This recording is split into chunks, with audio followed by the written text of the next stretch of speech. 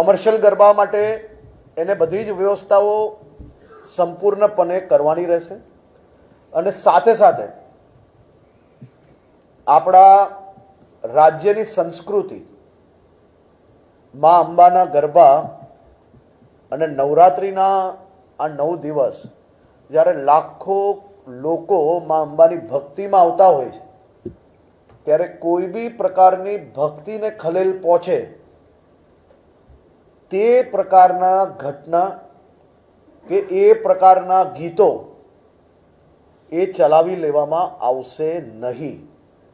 આ આપણી સંસ્કૃતિ છે અને આ સંસ્કૃતિ આપણે સૌએ જાળવી રાખવી એ આપણી જવાબદારી છે।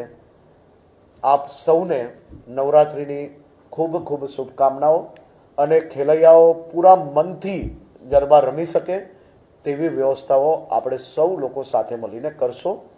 સૌ લોકો પૂરી શક્તિથી પૂરી એનર્જીથી ગરબા રમવા જાઓ, કોઈ બી પ્રકારની ચિંતા કરવાની જરૂર નથી। આ બધી જ સમયની વ્યવસ્થાઓ આપણે લોકો કરી રહ્યા છે, પરંતુ મારી બધી જ બહેન દીકરીઓને ખાસ કરીને વિનંતી છે કે કોઈ બી જગ્યા પર નાની એવી બી તકલીફ તમને નજરે પડે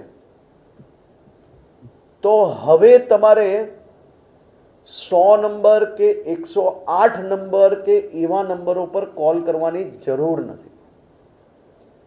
તમને નાની એવી તકલીફ પડે કે તમે એક્ટિવામાં ગયા છો અને રસ્તામાં એક્ટિવા બંધ પડી ગયું ને હવે ઘરે કઈ રીતે પહોંચશો, તમારી બધાની જ સેવામાં ગુજરાત પોલીસ ઉપલબ્ધ છે।